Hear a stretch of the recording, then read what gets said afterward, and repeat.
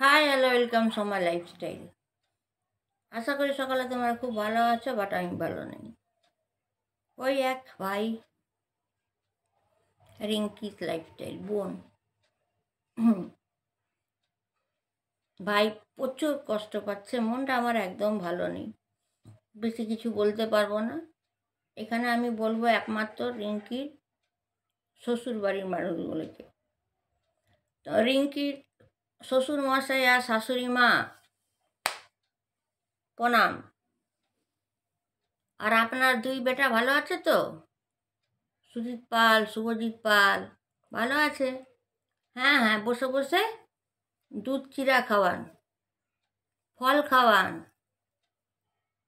কোলের মধ্যে মাথা রেখে ঘুম পাড়ান বাচ্চাদের মতন। Twinkle twinkle little star how I wonder what you are. এটাই করুন, কিছুদিন করে নিন।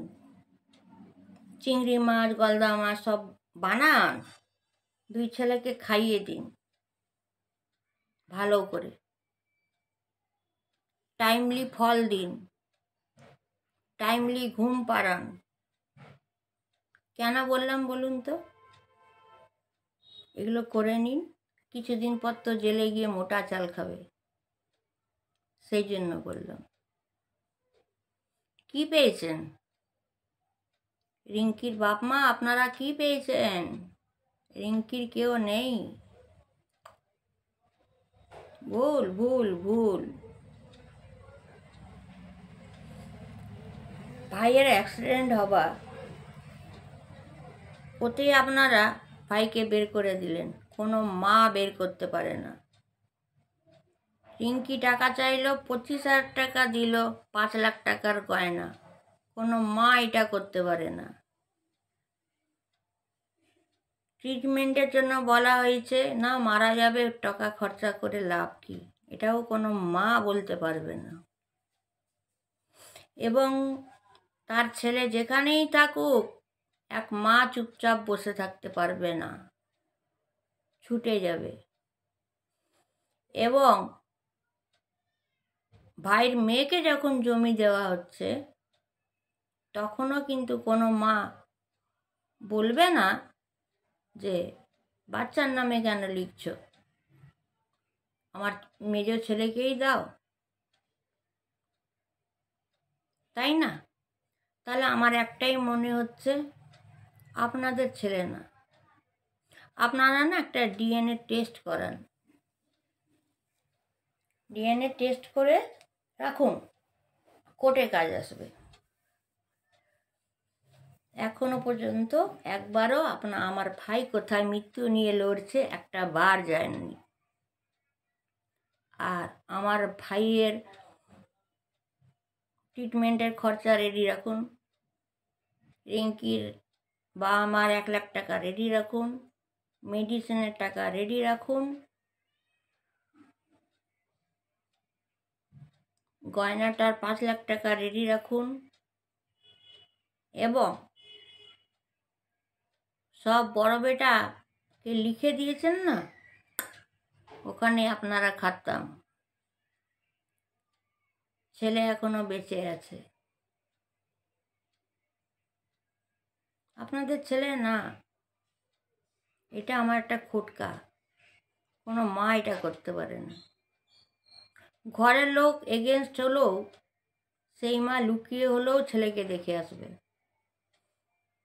আর এই যে সুজিত পাল, শুভজিৎ পাল, রেডি থাক মোটা চালের ভাত খাওয়ার জন্য। এখন মায়ের কোলে শুয়ে দুধ চিরা খা, দই খা, ভালো ভালো মাংস মাছ ডিম খা, ভালো করে ঘুমিয়ে নে। কেন কি কিছুদিন পরেই তোদেরকে জেল ঢুকতে হবে। আর এই বুড়ো বুড়ি রিঙ্কির মা বাবাকেও বলছি, শ্বশুর শাশুড়িকে, আপনারাও একটু ভালো করে খাওয়া দাওয়া করে নিন। আপনাদেরও না মোটা চালের ভাত খেতে হবে। আপনাদের তো বয়স হয়েছে, একটু হরলিক্স খেয়ে নিন, একটু কমপ্ল্যান খেয়ে নিন, বেশি করে ফল খেয়ে নিন, মাটন আনান, মাটন খান, তারপরে গলদা চিংড়ি খান, সব রকম খেয়ে মনটাকে ভরিয়ে নিন, ঠিক আছে? এবং যখন জেল ঢুকবেন তার আগে সাজেশনটা দিচ্ছি, আপনার তো যে বয়স হয়েছে, নিশ্চয়ই আপনাদের রোগ জ্বালা আছে, ওষুধগুলো নিয়ে নেবেন। ওই জেলে বসে গিলবেন একটা করে। কোনো দিকে ছাড় না। মা বাবা আপনারা তো আরও ফাঁসলেন, বড় ছেলেকে সব দিয়ে ফাঁসলেন, বাচ্চাকে জমি দিয়ে ফাঁসলেন, ছেলেকে বের করে ফাঁসলেন, রিঙ্কিকে ক্যারেক্টারলেস বলে ফাঁসলেন। রেডি হয়ে যান, রিঙ্কি একা না। ছেড়ে আমি কথা বলবো না, আমি দাঁড়াবো সাদা শাড়ি কোট পরে, অতটা যোগ্যতা আমার আছে। আমি অনেক কাজ করি, ঠিক আছে? আর আমি যদি যাই বুলডার দিয়ে আপনাদের বাড়ি ভাঙবো, বুলডার দিয়ে আপনাদের বাড়ি ভাঙবো দাঁড়িয়ে। আর ওখানকার লোক যদি বলে আপনি কে, তখনই আমার আইডেন্টি কার্ডটা বের করব। So be careful. এই 10 দিন ভালো মন্দ সবাই খেয়ে নিই, কেন কি ওখানে তো মোটা চালের ভাত, ফল টল পাবেন না, রোগা হয়ে যাবেন। তারপরে টাকাটা তো গুনতে হবে, ওখানেও আপনাদের হাতটা ধুক ধুক ধুক ধুক করবে, সুজিতেরও ধুক ধুক করবে, টাকা দিতে হবে। শুভজিৎ আছে, আবার কিছু ঘোরাঘুরি আপনাদের কিছু না হয়ে যায়। সব কিছু রেডি করুন, দেখুন আমি কেমন ধাজিয়াটা উড়াবো। আমি ছোটো মোটো কোনো কাজ করি না, আমাকে অনেকের কাছে অনেক কষ্ট, অনেক কথা শুনতে হয়। তারা চিনতেই পারেনি আমি অ্যাকচুয়ালিকে, বাট রিঙ্কি আমাকে চিনে গেছে। রেডি রাখুন, 15 লক্ষ টাকা রেডি রাখুন, আর কিচ্ছু কথা বলবো না।